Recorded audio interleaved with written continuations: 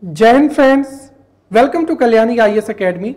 We are studying basic principles of physics. In this lecture, we will study electricity. Now start the lecture and understand what is electricity. See, electricity is the energy that causes matter to attract light object or low weight object. Right? For an example, when silk and glass rod are rubbed, then glass rod gets positive charge, and this positively charged glass rod attracts dust particles and low weight object या light objects. Therefore, simply we can say that electricity is the energy that causes matter to attract light object or low weight objects. This topic, electricity, is important for MPPSC prelims examination because various types of questions are asked in this topic or from this topic, right? And in this topic we have to study what is electric current, right? What is electric current? What is electric current? What is conductivity, right? What is Ohm's law, right? What is resistivity, etc., etc. So now let's study the first topic, that is electric charge. What is electric charge? See, the physical property of matter due to which a force is experienced on it, right, in an electromagnetic field is known as electric charge. Now you would say, is an electromagnetic field available on Earth? Yes, Earth has uniform electromagnetic field because of the geological structure of the Earth. Right? The geological structure of the Earth may be divided into three. The first is crust, second is mantle, and third is core. And there is a Nephi layer, right? There is a Nephi layer which is found in the core. What is Nephi layer? Right?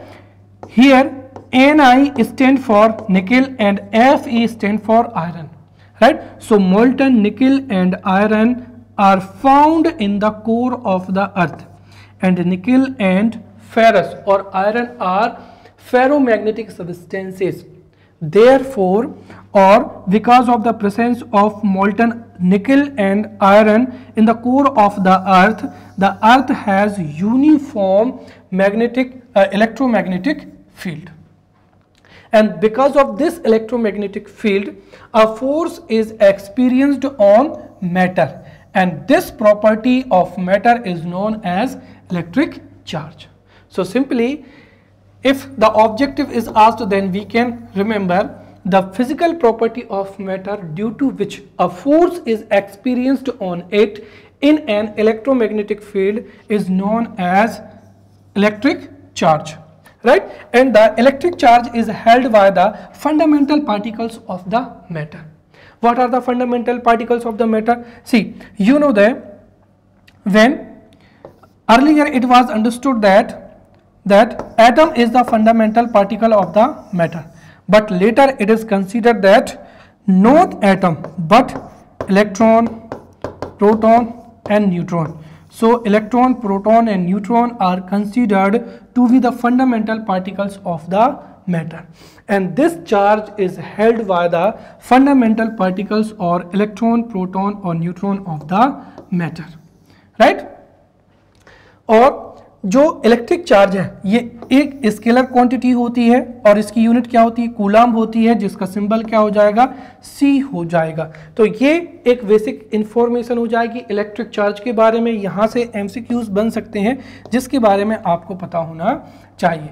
तो the physical property of matter due to which a force is experienced on it in an electromagnetic field is known as electric charge. Another important fact for MCQ is the electric charge is held by the fundamental particles or electron, proton or neutrons of a matter. Electric charge is a scalar quantity and its unit is coulomb, right, which is represented by capital C. Right? Now there are two types of electric charge, right, and other is neutral charge. Right? So two types of electric charge. The first is positive charge and second is negative charge. Right. Negative charge को ही क्या कहा जाता है? Excess of electron. See, every matter has atom and atom has proton as well as electron, right. And when, so this is proton, right, neutron, and ये जो orbits हैं इनमें क्या पाए जाते हैं? इलेक्ट्रॉन्स पाए जाते हैं। तो जब ये दोनों मैटर, राइट, जब ये दोनों मैटर कांटेक्ट में आएंगे या ये दोनों मैटर ही एक दूसरे के कांटेक्ट में आएंगे तो इसमें इलेक्ट्रॉनों का क्या होता है? ट्रांसफर होता है, राइट। अब इसके बारे में मैं आपको शॉर्ट में बता देना चाहता हूं और वो क्या हो जाएगा? ऑक्टेट लॉ हो जाएगा, राइट। एवरी एटम में have maximum 8 electrons in the outermost shell of the atom, right. और यदि उस मैटर के एटम के आउटर मोस्ट सेल में यदि 8 इलेक्ट्रॉन्स नहीं है तो वह अपना ऑक्टेट को फुलफिल करने के लिए आइदर इलेक्ट्रॉन को एक्सेप्ट करेगा या इलेक्ट्रॉन को डोनेट करेगा या इलेक्ट्रॉन की पेयरिंग करेगा। इसी वजह से जब एक मैटर दूसरे मैटर के कांटेक्ट में आता है तो या तो एक मैटर दूसरे मैटर को इलेक्ट्रॉन क्या करेगा? डोनेट करेगा या एक्सेप्ट करेगा या फिर पेयर करेगा। और इसी वजह से इलेक्ट्रिक चार्ज क्या होता है? प्रोड्यूस होता है। Let's say this is matter first and this is matter second. अब यदि इस मैटर ने इलेक्ट्रॉन को क्या किया? डोनेट किया, राइट, तो वहां पर क्या होगा? लैक ऑफ इलेक्ट्रॉन होगा। और जिस पर लैक ऑफ इलेक्ट्रॉन होंगे उस पर क्या आएगा? पॉजिटिव चार्ज आएगा।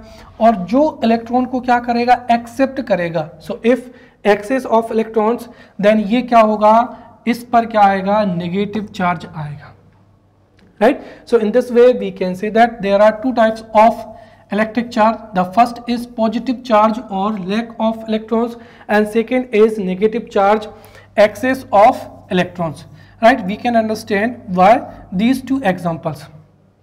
See, so simply we can say that when two objects rub against each other, the object which is lacking electron becomes positively charged and the object which has more electrons become negatively charged. For an example, when glass rod is rubbed with silk, then the glass rod is called positively charged, क्योंकि इसके जो electron है वो silk को क्या कर दिए जाते हैं?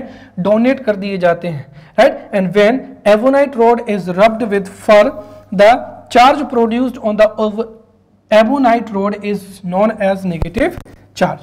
So simply there are two, first is positive and second is negative, right. When the net electric charge on particle is 0, right, it is said to be neutral, right. So ये तीसरा क्या हो जाएगा? यदि नेट इलेक्ट्रिक चार्ज क्या होता है? 0 होता है तो वहां पर उसको क्या कहा जाएगा? न्यूट्रल कहा जाएगा, right. Now let's study electric field. अब इलेक्ट्रिक फील्ड क्या होती है?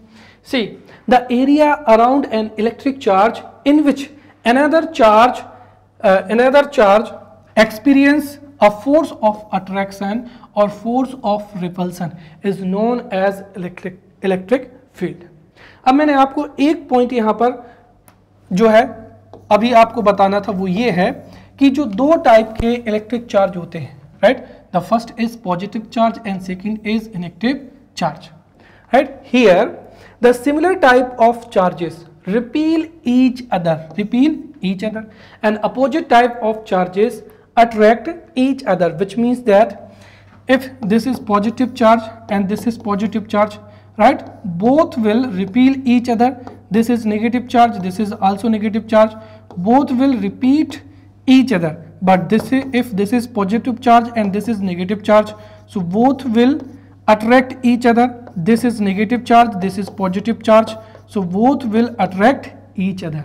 So which means that similar type of charges, positive charges or negative charges, repel each other, and opposite types of charges, for an example positive charge or negative charge or positive charge, right, attract each other, and this is the characteristics of electric charge. On the basis of this you can understand the electric field. See, let's say this is a charge. अब इस charge के चारों ओर, right, the area around it in which another charge, अब another charge यदि positive होगा तो वो obviously क्या होगा, राइट, अट्रैक्शन ऑफ जो है रिपल्सिव फोर्स को, रिपल्सिव फोर्स होगा उनके बीच में। और if this is negative charge तो ये एक दूसरे को क्या करेंगे, अट्रैक्ट करेंगे, राइट। तो उस जो एरिया है उसको ही क्या कहा जाता है, इलेक्ट्रिक फील्ड कहा जाता है, right. So the area around, right, the area around an electric charge in which another charge experiences a force of attraction or repulsion is known as electric field, and electric field is a vector quantity. Now intensity of electric field, अब सीधी सी बात है कि जो charge है जैसे let's say Q0, right, अब इस Q0 जो चार्ज है, राइट, इसके जो इलेक्ट्रिक फील्ड है, इस इलेक्ट्रिक फील्ड में जो दूसरा चार्ज है, राइट, उनके बीच में या तो जो है अट्रैक्टिव फोर्स या फिर जो है रिपल्सिव फोर्स कितना स्ट्रॉन्ग है कितना वीक है, उसको जिस क्वांटिटी से हम जो है मेजर करते हैं उसको क्या कहा जाता है, intensity of electric field. So the ratio of force acting on the test charge at a point in electric field is known as intensity of electric field at that point, right. So the ratio of force acting on the test charge at a point in an electric field is known as intensity of electric field at that point, और ये भी क्या होती है, vector quantity होती है, right. So remember electric charge is a scalar quantity whereas electric field is vector quantity and intensity of electric field is also vector quantity, right। और अगर इसको हम mathematically prove करें, so let's say if the test charge is Q0 and the force acting on it is F, then the ratio of force acting on the test charge at a point in an electric field is known as intensity of electric field. Therefore E equals to क्या होगी, right, E equals to होगी, right, force upon क्या हो जाएगा ये, right, तो E equals to F upon Q0, right, this would be the intensity of electric field. Now electric potential, which is the most important, right, which is the most important, right, क्योंकि देखिए अभी तक जो है हमने electric charge के बारे में पढ़ लिया है, राइट, इलेक्ट्रिक चार्ज। अब ये इलेक्ट्रिक चार्ज का फ्लो किस डायरेक्शन में होगा उसको समझने के लिए we have to understand what is electric potential. See, electric potential की एक डेफिनेशन आपको एमसीक्यूज के लिए याद रखनी है जो कि मैथमेटिकली प्रूव्ड है, और दूसरी आपको समझने के लिए यहाँ पर जो है दी गई है, राइट। तो क्या है, electric potential of a conductor is that state of electricity which determines the direction of flow of charge when it is connected to another conductor, right। तो कुल मिलाकर ये है कि let's say this is a conductor, अब इस conductor से हम दूसरा कंडक्टर क्या करते हैं, कनेक्ट करते हैं, ये यहां पर। तो अब इलेक्ट्रिक चार्ज का फ्लो इस डायरेक्शन में होगा या इस डायरेक्शन में होगा, ये कैसे डिसाइड होगा। So this is decided by the potential, electric potential, right. So simply the electric potential of a conductor is that state of electricity which determines the direction of flow of charge when it is connected to another conductor. This is the importance of electric potential. Now what is the definition of electric potential? So mathematically definition, the work done to bring a unit positive charge from infinity to a point in the electric field is known as electric potential, right। और यहाँ पर जो infinity to a point in the electric field, ये दरअसल किससे थोड़ा सा ही difference होता है पोटेंशियल डिफरेंस से, क्योंकि पोटेंशियल डिफरेंस की अगर हम डेफिनेशन देखें तो the work done in moving 1 coulomb of electric charge from one point to another point in an electric field is known as potential difference.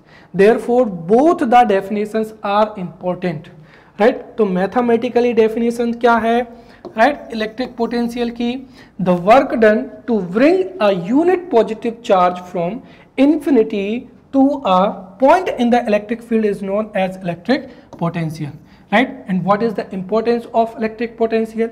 The electric potential of a conductor is that state of electricity which determines, right, which determines the direction of flow of charge when it is connected to another conductor. तो जब another conductor से कोई conductor को connect करेंगे तो जो electric charge है उसका फ्लो किस डायरेक्शन में होगा, ये किससे डिसाइड होता है? इलेक्ट्रिक पोटेंशियल से डिसाइड होता है। और यहीं से आपको जो फ्लो ऑफ करंट है उसकी डायरेक्शन भी याद रखनी है। The flow of positive charge is always from high potential to low potential, और we can say that negative charge और electron flows from low potential to high potential. अब देखिए जो इलेक्ट्रिक चार्ज है उसमें भी अगर हम बात करते हैं पॉजिटिव चार्ज, तो पॉजिटिव चार्ज की जो डायरेक्शन होती है वो हमेशा हाई पोटेंशियल से लो पोटेंशियल की ओर होती है। देयरफॉर अगर आपसे एमसीक्यूज में पूछा जाए what would be the direction of electric current if positive charge is flowing from high potential to low potential, तो जो इलेक्ट्रिक करंट है उसकी डायरेक्शन भी क्या होगी? High potential to low potential ही होगी, राइट? वहीं अगर हम बात करते हैं नेगेटिव चार्ज की, तो नेगेटिव चार्ज की जो डायरेक्शन है वो पॉजिटिव चार्ज से ऑलवेज क्या होती है? अपोजिट होती है, राइट? जो नेगेटिव चार्ज है, negative charge always flows from low potential to high potential. Therefore इसके विपरीत या इसके अपोजिट जो डायरेक्शन होगी, कहा? High potential to low potential, ये डायरेक्शन किसकी होगी? इलेक्ट्रिक करंट की। क्लियर? तो इस पॉइंट से आपको दोनों चीजें क्लियर हो गई हो। यदि एग्जाम में पूछा जाए a negative charge is flowing from low potential to high potential, then what would be the direction of electric current? तो नेगेटिव चार्ज के अपोजिट क्या होती है? इलेक्ट्रिक करंट की डायरेक्शन होती है, which means electric current would flow from high potential to low potential. First thing clear. Second, if question is asked if the direction of flow of positive charge is from high potential to low potential, then what would be direction of electric current? तो electric current की direction positive charge के direction के similar ही होगी, which means the flow of current, electric current would be from high potential to low potential। अब जो electric potential है उसकी SI unit क्या होती है? That is joule per coulomb, that is known as volt, right? Volt, and it is a scalar quantity. Now potential difference, अब potential difference क्या होता है? The work done in moving 1 coulomb of electric charge from one point to another point in an electric field is known as potential difference between those 2 points, right? Those 2 points, right? तो यहाँ पर क्या था? Infinity to a point in the electric field, और यहाँ पर क्या है? From one point to another point in an electric field. So the work done in moving 1 coulomb of electric charge from one point to another in an electric field is known as potential difference between those 2 points, right? Those 2 points. और यहाँ पर जो electric current है, electric current का flow तभी होगा जब क्या होगा? पोटेंशियल डिफरेंस होगा, right? If there is no potential difference, then there would be no flow of electric charge. But if there is a potential difference, तो वहां पर क्या होगा?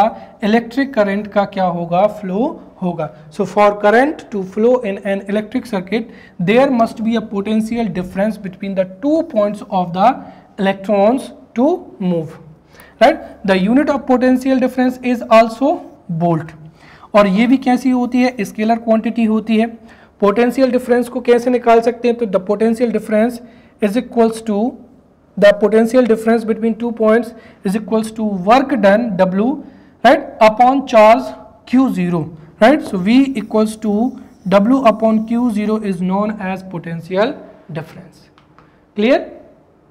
Now we will see electric current. देखिए हमने जितना भी पढ़ा है वो पूरा का पूरा एक दूसरे से जुड़ा हुआ है। सबसे पहले हमने पढ़ा इलेक्ट्रिक चार्ज के बारे में, राइट? उसके बारे में हमने इलेक्ट्रिक फील्ड के बारे में पढ़ा, फिर इंटेंसिटी ऑफ इलेक्ट्रिक फील्ड के बारे में पढ़ा, उसके बाद में जो है इलेक्ट्रिक पोटेंशियल, जो कि इलेक्ट्रिक पोटेंशियल का इंपॉर्टेंस क्या है, इलेक्ट्रिक पोटेंशियल ही जो है जब दो कंडक्टर को अगर आपस में कनेक्ट किया जाता है तो electric potential he flow of electric charge की डायरेक्शन को बताता है। वहीं पोटेंशियल डिफरेंस का क्या इंपॉर्टेंस है, if there is a potential difference only then there would be flow of electric charge, and if there is no potential difference तो वहां पर इलेक्ट्रिक चार्ज का फ्लो नहीं होगा, राइट। नाउ इलेक्ट्रिक करंट की डेफिनेशन बड़ी simple है, आपको पहले से ही पता होगी। What is electric current, the rate of flow of electric charge is known as electric current, right. और रेट का मतलब क्या है कि हमको जो है फ्लो ऑफ इलेक्ट्रिक चार्ज को किससे डिवाइड कर देना है, टाइम से डिवाइड कर देना है, राइट। तो I equals to electric charge Q upon time T, so I equals to Q upon T is known as electric current, right. So the rate of flow of electric charge is known as electric current. The direction of current is considered to be the opposite to the direction of flow of electrons और negative charge. और हमने देखा था कि जो electrons है या negative charge है, नेगेटिव चार्ज के फ्लो होने की डायरेक्शन लो पोटेंशियल से हाई पोटेंशियल होती है, अर्थात इलेक्ट्रिक करंट की डायरेक्शन इसके अपोजिट होगी और हाई पोटेंशियल से लो पोटेंशियल की ओर होगी, राइट। इलेक्ट्रिक करंट का फॉर्मूला हो जाएगा I equals to Q upon T। I का क्या होता है कूलाम और T का क्या हो जाएगा सेकेंड, और जो कूलाम पर सेकेंड है उसको ही क्या कहा जाता है यहाँ पर एम्पियर कहा जाता है। तो जो इलेक्ट्रिक करंट है उसकी यूनिट क्या होती है, एम्पियर होती है, जो कि एक स्केलर क्वांटिटी होती है, right. Although electric current has direction as well as magnitude but it is scalar quantity, क्यों, because it does not obey the triangle law of vector addition. Therefore जो है इलेक्ट्रिक करंट क्या है, एक scalar quantity है, clear. Now there are two types of electric current. The first is alternating current जिसको AC के नाम से जाना जाता है, and second direct current जिसको DC कहते हैं। अब there are various differences between alternating current and direct current, and from the differences between alternating current and direct current many objectives may be asked in MPPSC prelims examination, right. So we will study what is alternating current, also we will understand what is the difference between alternating current and direct current, right. So what is alternating current, see alternating current is a current whose magnitude and direction both changes with the time. For an example, this is alternating current. Here you would say the magnitude is positive territory, this is positive and this is negative. So here the magnitude is in positive territory, right. Here the magnitude is maximum, right. फिर यहाँ से जो magnitude है वो लो हो जाता है, यहाँ पर this is the lowest magnitude, right. साथ ही साथ यहाँ पर जो है ऊपर की ओर, right, upward डायरेक्शन है तो यहाँ पर डाउनवर्ड डायरेक्शन है, फिर अगेन अपवर्ड हो जाएगी, राइट। तो फिर यहाँ पर क्या हो जाएगी, डाउनवर्ड हो जाएगी। तो विच मीन्स जैसे जैसे यहाँ पर टाइम, राइट, जैसे जैसे टाइम में चेंज हो रहा है, राइट, उसके साथ ही मैग्नीट्यूड में भी चेंज हो रहा है, also the direction is also changing. तो उस करंट को ही क्या कहा जाता है, AC और alternating current. So alternating current is a current whose magnitude and direction both change with the time. What are the characteristics of alternating current? The first, which is the most important, alternating current does not show chemical effect and magnetic effect. See, जो electric current है, electric current has three effect, right. Electric current has three effect. The first is, right, chemical effect. अब chemical effect क्या है, right. So when electric current is provided to a solution or electrolyte, right. So when electric current is provided to electrolyte, right, the electrolyte breaks down into positive ion and negative ion. This is known as chemical effect, right, और इसकी वजह से ही electroplating होती है, right, and on the basis of chemical effect जो electric cell हैं वो work करते हैं। Second is magnetic field, right, magnetic effect. What is magnetic effect? If electric current is provided to a conductor, it behaves like a magnet and this is known as magnetic effect। और magnetic effect की वजह से ही जो motor है, right, चाहे वो आपके cooler में हो, फैन में हो, right, electric motor works on the magnetic effect of electric current. And third is heating effect, जिसको थर्मल इफेक्ट भी कहा जाता है। व्हाट इज हीटिंग इफेक्ट और thermal effect? Right, when electricity is provided to conductor, right, it emits heat as well as light and it is known as heating effect, right? And the electric bulb, right, electric bulb, tube light, LED works on the principle of heating effect। तो ये जो तीन effect हैं, chemical effect, magnetic effect and heating effect, इन तीनों effect में से जो अल्टरनेटिंग करंट है वो केवल और केवल हीटिंग इफेक्ट को ही क्या करती है, शो करती है, केमिकल इफेक्ट और मैग्नेटिक इफेक्ट को नहीं। And this is the reason, right, this is the reason कि इससे इलेक्ट्रोमैग्नेटिक या जो आर्टिफिशियल मैग्नेट है वो नहीं बनाई जा सकती हैं। Alternating current can not be used to make an electromagnet और आर्टिफिशियल मैग्नेट, राइट। और इसी वजह से इसको जो मेजर किया जाता है वो इंस्ट्रूमेंट थर्मल इफेक्ट पर या हीटिंग इफेक्ट पर क्या होते हैं, बेस्ड होते हैं। तो ये तीनों की तीनों चीजें क्या है, आपस में जुड़ी हुई हैं। Alternating current does not show chemical effect as well as magnetic effect, therefore alternating current can not be used to make artificial और electromagnet. AC shows only heating effect, therefore the instrument used to measure AC are based on the thermal effect or heating effect of the current।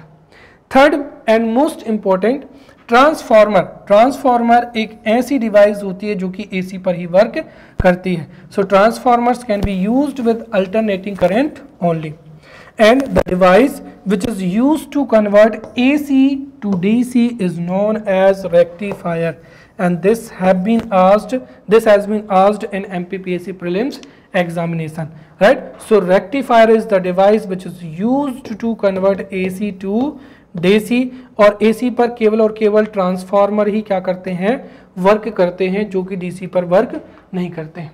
Now let's understand what is direct current। Direct current is a current whose magnitude and direction do not change with the time, right? This is the time।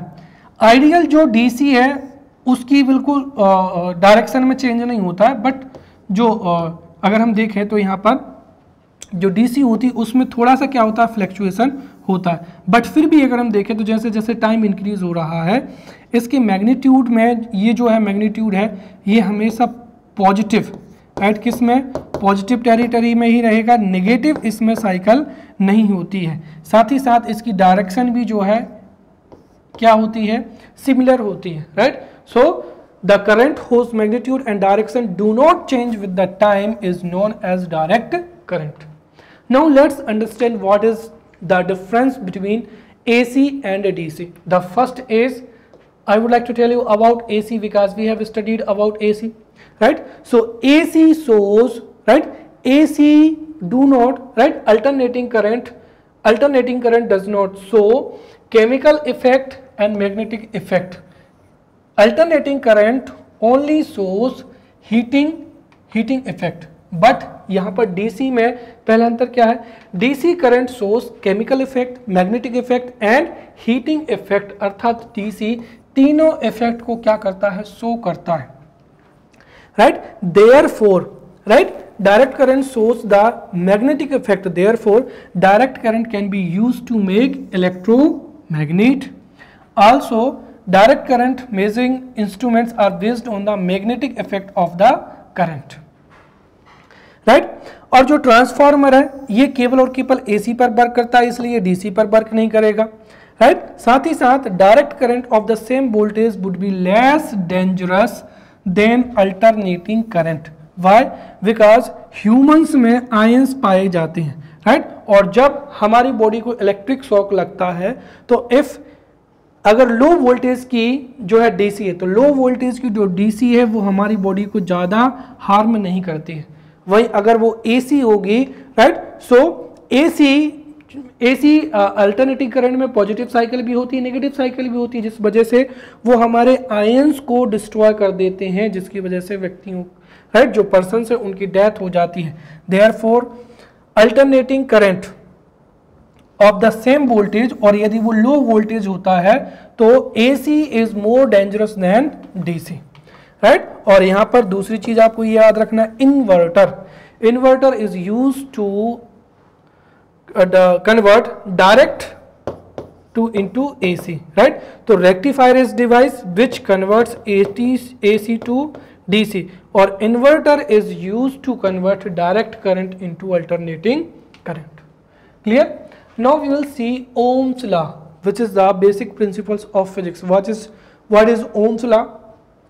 See, the electric current flowing in the electric current I flowing in a conductor at a constant temperature is proportional to the potential difference across the conductor, right? और ये जो law था, this rule was propounded by German scientist George Simon Ohm in 1826, right. और जो कि electric current एवं potential difference में क्या करता है, रिलेशन को एस्टेब्लिश करता है।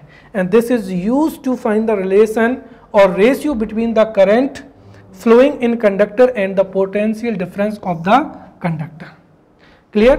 सो V is proportional to I. This is the Ohm's law, right? So the electric current flowing in a conductor at a constant temperature is proportional to the potential difference across the conductor is known as Ohm's law, which was propounded by George Simon Ohm in 1826, and this establishes the relation or ratio between the potential difference and electric current. Here constant temperature क्यों? क्योंकि अगर temperature में variation होगा तो उससे resistance में क्या होगा, वेरिएशन होगा, और ये ओम्स लॉ जो है वहां पर वर्क नहीं करेगा, राइट। इसीलिए एट अ कांस्टेंट टेम्परेचर पर ही the relation between potential difference and electric current can be established according to Ohm's law. और इसी ओम्स लॉ से हम रेजिस्टेंस को क्या कर सकते हैं, प्राप्त कर सकते हैं। रेजिस्टेंस क्या होता है? रेजिस्टेंस की अगर हम डेफिनेशन देखें तो अभी हमने देखा था कि according to Ohm's law the potential difference is proportional to electric current. जब हम इस साइन को हटाते हैं तो यहाँ पर एक वैल्यू आ जाती है जिसको क्या कहा जाता है, R कहा जाता है। So which means that R equals to V upon I, right. और यहाँ पर अगर हम देखें so R is inversely proportional to I, which means if electric current is high then definitely resistance would be low, और resistance क्या होगा, अगर low होगा तो electric current क्या होगा, high होगा, which means that कि ये जो resistance है ये electric current को flow होने का क्या करता है, oppose करता है। तो simply हम कह सकते हैं यहाँ पर resistance is defined as an opposition to electric current। simply अगर MCQs में पूछा जाए तो resistance is defined as an opposition to current flow। resistance is a scalar quantity और इसकी यूनिट क्या होती है, ओम होती है, जिसको इस साइन से या इस तरीके से क्या किया जाता है, डिनोट किया जाता है। अकॉर्डिंग टू ओम्स लॉ अगर इसका मैथमेटिकली फॉर्मूला देखें, so according to Ohm's law the current flowing in a conductor at constant temperature is proportional to the electric current, right, proportional to the potential difference across the conductor is known as Ohm's law, right। और उसी से हम जो है R equals to V upon I को क्या कर सकते हैं, फाउंड आउट कर सकते हैं। this is the mathematically formula of resistance। now यहाँ पर रेजिस्टेंस को कौन कौन से फैक्टर्स अफेक्ट करते हैं? सबसे पहला क्या हो जाएगा यहाँ पर, right, dependence on material of conductor, right? So the factors affecting resistance are, the first is material of the conductor. See, इसका मतलब क्या हुआ कि the material of a different conductor is responsible for the different resistance of that conductor. इसीलिए यदि wires of same length and same cross sectional area but of different material have different resistance at the same temperature, right? तो simply हम कह सकते हैं कि जो material है, right, resistance is depend on the material of conductor, which means if अगर दो वायर है, if there are two wires of same length, same cross sectional area, right, at a constant temperature but of different material, तो उन दोनों का resistance भी क्या होगा, different होगा. Second, resistance depend on the length. The resistance of a conductor is directly proportional to the length, right? So here R is directly proportional to length, which means अगर हमने कहा कि एक 50 मीटर का वायर है जिसकी cross sectional area समान है और एक 100 मीटर का वायर है, तो इसमें से जो 100 मीटर का वायर है, राइट, उसका रेजिस्टेंस ज़्यादा होगा, राइट? तो यदि if there are two wires of same length, if there are two wires of same cross sectional area, so the wire which has maximum length would have maximum resistance as well. Third is dependence on the area of cross section. The resistance of a conductor is inversely proportional to the area of its cross section but 1 upon A. और area of cross section को हम कह सकते हैं मोटाई. जैसे मैंने कहा कि if there are two wires of same length, right, but of different cross sectional area, right, so the conductor which has maximum cross sectional area would have low resistance because resistance is inversely proportional to the area of its cross sectional area. तो यदि cross sectional area क्या होगा, ज़्यादा होगा, तो इसका resistance कम होगा और इसका क्रॉस सेक्शनल एरिया क्या है, कम है, तो इसका जो है रेजिस्टेंस क्या होगा, ज़्यादा होगा, right? This is equation first, this is equation second, and using these two we would derive the specific resistance. Now third is depend on temperature, right? With increasing temperature the resistance of metallic conductor increases. अब यहाँ पर metallic क्यों? क्योंकि यहाँ पर जो metalloid हैं उनकी different property होती है. तो if temperature is increasing then definitely, right, the resistance of metallic conductor increases. तो जो मेटेलिक कंडक्टर हैं उनका टेम्परेचर बढ़ने पर, टेम्परेचर इंक्रीज होने पर रेजिस्टेंस भी इंक्रीज होगा, राइट? बट अगर हम बात करते हैं किसकी, मेटेलॉइड की, राइट, तो metalloid have different property, for example germanium, right? तो when temperature, right, with increasing temperature the resistance of metalloid decreases. तो मेटेलॉइड का क्या होता है, डिक्रीज होता है, but with increasing temperature the resistance of metallic conductor decreases, right? तो इस तरीके से ये जो 4 पॉइंट हैं इन पर जो है रेजिस्टेंस क्या करता है, डिपेंड करता है. Resistance depends on material of conductor, second on length, third on area of cross section and fourth on temperature. अब इसके अलावा कुछ और फैक्ट भी हैं यहाँ पर जिनको अगर हम देखें तो the resistance of a long and thick wire is greater than the resistance of shorter and thin wire of same metal. यदि मेटल क्या है, सेम है, यदि if there are two wire and both are made of same metal, तो उसमें से जिसकी length ज़्यादा होगी और क्रॉस सेक्शनल एरिया क्या होगा, कम होगा, और जिसकी लेंथ कम होगी परंतु क्रॉस सेक्शनल एरिया क्या होगा, ज़्यादा होगा, तो इसका रेजिस्टेंस लो होगा और इसका रेजिस्टेंस क्या होगा, हाई होगा. अब यहाँ पर दो कंडीशन जो कि शॉर्ट में आपको याद रखनी है, this may be asked in the examination. If a wire is stretched and its length is doubled then its resistance becomes 4 times the initial resistance, because when length doubled, right, the cross sectional area would be half, क्योंकि जो volume होता है, volume is equals to area into length होता है। तो सीधी सी बात है, एक वायर है, राइट, इस वायर को अगर हम दोनों तरफ से,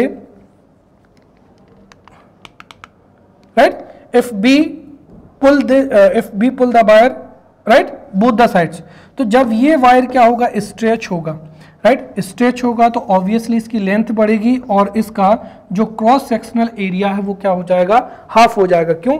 क्योंकि वॉल्यूम इज इक्वल्स टू होता है एरिया इनटू लेंथ।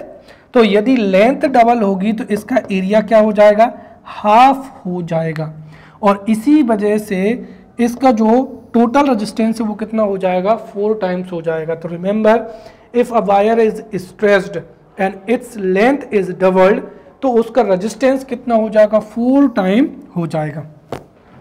इसका opposite, if a wire is bent, right, जैसे ये जो लंबा वायर है इसको हमने इस तरीके से बेंट किया और इस तरीके से फोल्ड कर दिया। So if wire is bent and doubled, इस रेजिस्टेंस वुड बी 1/4, राइट, क्योंकि यहां पर भी वही है, volume is equals to area into length. अब यदि हम लेंथ को हाफ कर रहे हैं तो यहां पर एरिया कितना हो जाएगा, डबल हो जाएगा। इस वजह से यदि वायर की क्या होगी, लेंथ जो है, if wire is bent and doubled, और वायर को अगर हम डबल्ड करेंगे तो उसकी लेंथ कितनी हो जाएगी, हाफ हो जाएगी, तो क्रॉस सेक्शन एरिया भी क्या हो जाएगा, इंक्रीज हो जाएगा। और हमें पता है यदि लेंथ मिनिमम होगी, क्रॉस सेक्शन एरिया मैक्सिमम होगा, तो ऑब्वियसली रेजिस्टेंस क्या होगा, डिक्रीज होगा, और वो कितना डिक्रीज होगा, 1/4 होगा। Clear? So these are the 2 important facts regarding MPPSC prelims. Now what is specific resistance, right? So we have studied that the resistance of a conductor depends on the length, right, and the resistance is directly proportional to length of the conductor, and resistance is inversely proportional to the area of cross section, right? When we combine both these, then L upon A, and when ये जो proportional का sign हटेगा तो एक constant value आएगी here रो, और इस रो को ही क्या कहा जाता है, स्पेसिफिक रेजिस्टेंस कहा जाता है, जो कि उस कंडक्टर के मैटर पर या मटेरियल पर डिपेंड करता है। तो the resistance of a conductor is directly proportional to its length and inversely proportional to area of its cross section.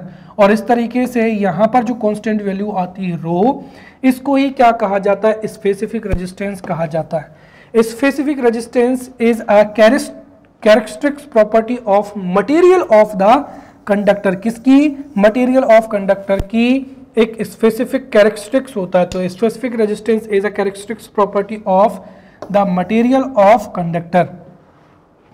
Its value, or we can say that the value of specific resistance depend on the material of conductor, right, and its temperature.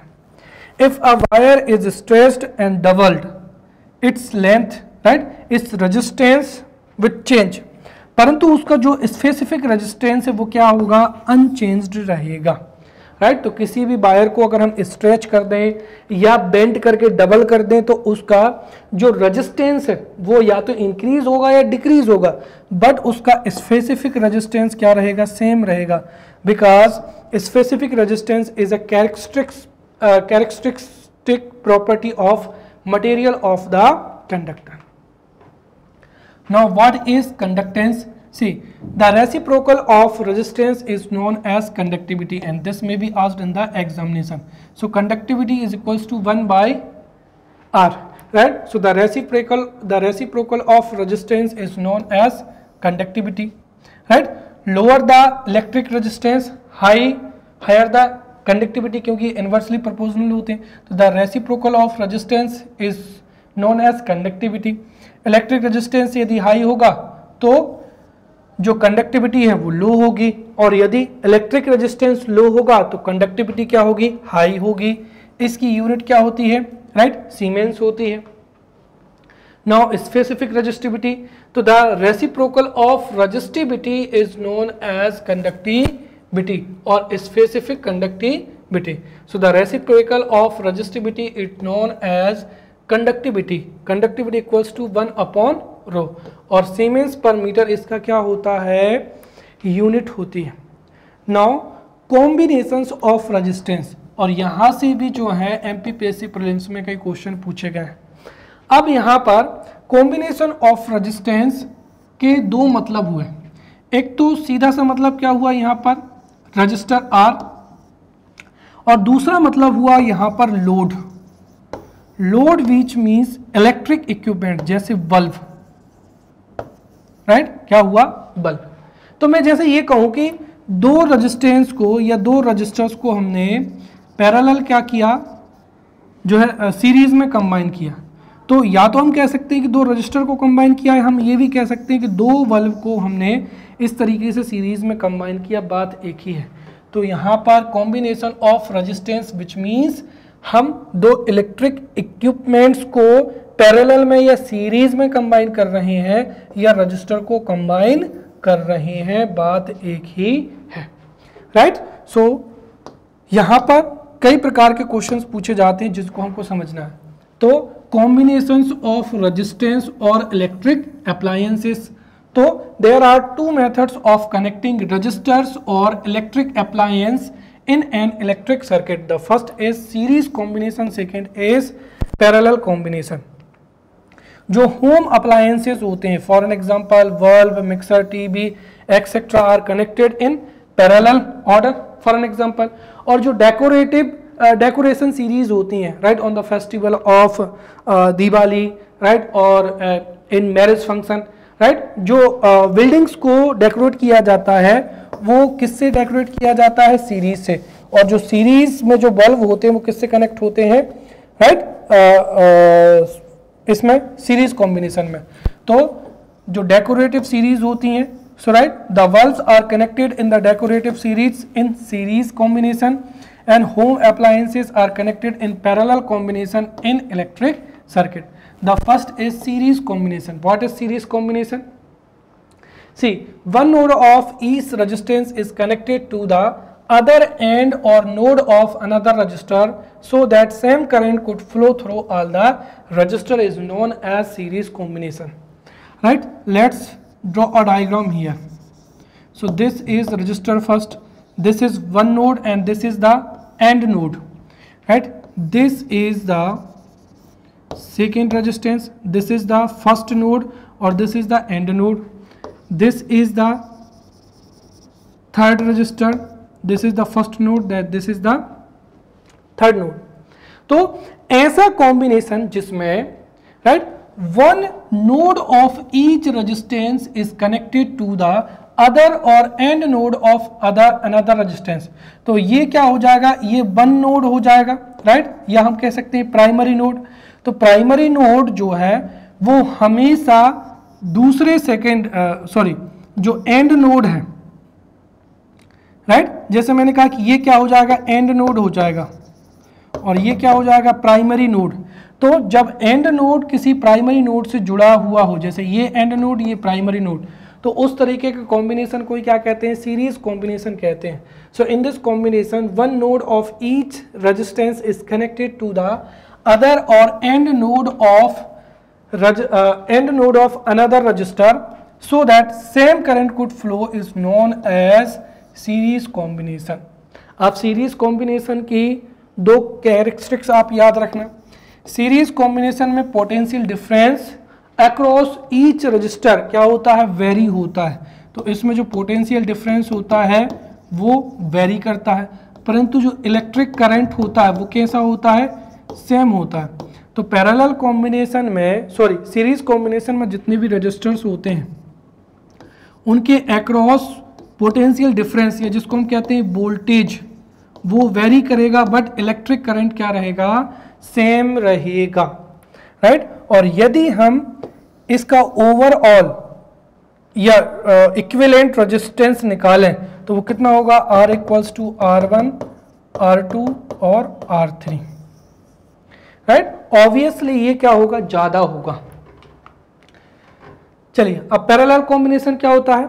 C parallel combination, in this combination 2 or more registers are connected in such a way that one node of all the register is connected to one point, right? तो जो one node है वो one point पे connect किया जाता है और other जो नोड है वो अदर पॉइंट पर कनेक्ट किया जाता है इन दिस वे।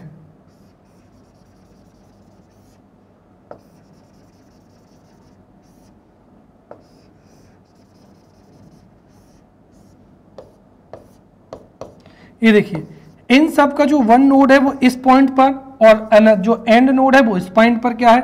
कनेक्ट है। तो इसको ही क्या कहेंगे? पैरेलल कॉम्बिनेशन कहेंगे। So in this combination 2 or more registers are connected in such a way that one node of all the register is connected to one point of the circuit and other node to the other point of circuit is known as parallel combination. What are the two characteristics? Parallel combination में जो potential difference है वो क्या होता है? Same होता है। तो potential difference across each register would be same, but जो इलेक्ट्रिक करंट है वो क्या होगा? वेरी करेगा, जस्ट लाइक हियर, राइट? तो सीरीज कॉम्बिनेशन में potential difference across every register would very, but electric current क्या होगा? सेम होगा। किसमें? सीरीज कॉम्बिनेशन में। इसके अपोजिट पैरेलल कॉम्बिनेशन में potential difference across every register क्या होगा? सेम रहेगा, बट जो इलेक्ट्रिक करंट है वो क्या होगा? वेरी होगा। और इसमें जो इक्विवेलेंट रेजिस्टेंस होता है वो कितना होता है? 1/R1 प्लस का 1/R2 प्लस का 1/R3, जो कि सीरीज के कंपैरिजन में क्या होता है? कम होता है। अब देखिए अब इनका यूज कहां कहां पर होता है। सबसे पहली चीज तो जितने भी होम अप्लायंसेज होते हैं, राइट? होम अप्लायंसेज होते हैं, राइट? जैसे TV, electric bulb, fan, mixer, cooler etcetera etcetera, right? जो जितने भी होम अप्लायंस होते हैं, home appliance work on 220 volt. मतलब होम अप्लायंस को एक फिक्स्ड वोल्टेज पर क्या किया जाता है? मैन्युफैक्चर किया जाता है। And home appliance would work on 220 volt. Clear? अब अगर किसी होम अप्लायंस को जैसे 100 वोल्ट मिलता है तो ऑब्वियसली वो फंक्शन नहीं कर पाएगा या वह वर्क नहीं कर पाएगा। और आप मुझे बताइए कि दोनों कॉम्बिनेशन में किस में पोटेंशियल डिफरेंस क्या रहता है? सेम रहता है। वो कौन सा है? यहाँ पर पैरेलल कॉम्बिनेशन, राइट? तो parallel combination is a combination in which potential difference across each register remains the same. Therefore जो पैरेलल कॉम्बिनेशन है, पैरेलल कॉम्बिनेशन में ही सारे के सारे होम अप्लायंसेस को क्या किया जाता है? कनेक्ट किया जाता है। होम अप्लायंस को क्या किया जाता है? कनेक्ट किया जाता है। क्यों? क्योंकि प्रत्येक जो होम अप्लायंस है, each home appliance would get 220 volt potential difference या voltage. Second thing is that कि अगर पोटेंशियल डिफरेंट में यदि मैं इस नोड को हटा दूं, राइट? जैसे मैंने ये नोड को क्या कर दिया? यहां से हटा दिया, राइट? तो ये जो दो नोड हैं इनमें इलेक्ट्रिक करंट का फ्लो होता रहेगा, which means that if we switch off one home appliance तो another home appliance वर्क करते रहेंगे। या if there is a issue or damage in one home appliance तो जो remaining home appliances हैं वो फंक्शन करते रहेंगे, राइट? इसीलिए भी ये इंपॉर्टेंट हो जाता है। क्योंकि अगर हम बात करते हैं किसकी? सीरीज कॉम्बिनेशन की, उसमें मैं अगर एक नोड को हटा दूं, राइट? तो पूरा का पूरा जो है सर्किट क्या हो जाएगा? ब्रेक हो जाएगा और आगे के जो होम अप्लायंसेस हैं वो वर्क नहीं कर पाएंगे। यही कारण है कि जो डेकोरेटिव सीरीज होती हैं उनमें यदि एक बल्ब क्या हो जाता है? डैमेज हो जाता है तो पूरी की पूरी सीरीज ही क्या हो जाती है? खराब हो जाती है, राइट? तो ये आपको याद रखना है। होम अप्लायंसेस को 220 वोल्ट का पोटेंशियल डिफरेंस या वोल्टेज मिलता रहे, साथ ही साथ if there is a damage और issue in one electric appliance तो अदर अप्लायंस प्रॉपर तरीके से फंक्शन कर सकें, इसलिए home appliances are connected in parallel order. Second, जो डेकोरेशन सीरीज होती हैं उनको अगर जैसे मैंने कहा कि there are 1000 bulbs in one series, so अगर हमको सारे के सारे वल्व को एक साथ ऑन करना है, so we would have 1000, right, 1000, तो हमको 1000 बार क्या करना पड़ेगा, स्विच को ऑन करना पड़ेगा। तो 1000 वल्व को अगर हम ऑन करने जाएंगे तो वी वुड, हमारे पास में उतना समय नहीं होगा, इसलिए जो डेकोरेटिव सीरीज होती है उनमें बल्ब को सीरीज में जोड़ा जाता है ताकि एक साथ उनको ऑन और ऑफ किया जा सके। इसके साथ ही जो इलेक्ट्रिक फ्यूज होता है, राइट, इलेक्ट्रिक फ्यूज को भी किस में सीरीज कॉम्बिनेशन में ही क्या किया जाता है, कनेक्ट किया जाता है, ताकि whenever there is a high और लो वोल्टेज, जो इलेक्ट्रिक फ्यूज होता है वो मेल्ट हो जाता है और पूरा पूरा ब्रेक जो है, सर्किट क्या हो जाता है, ब्रेक हो जाता है, जिससे होम अप्लायंसेस जो है डैमेज नहीं हो पाते हैं, right. So in this way we have studied the basic principles, basic theories and basic concepts regarding electricity. Now we will meet in next lecture. Till then, thank you.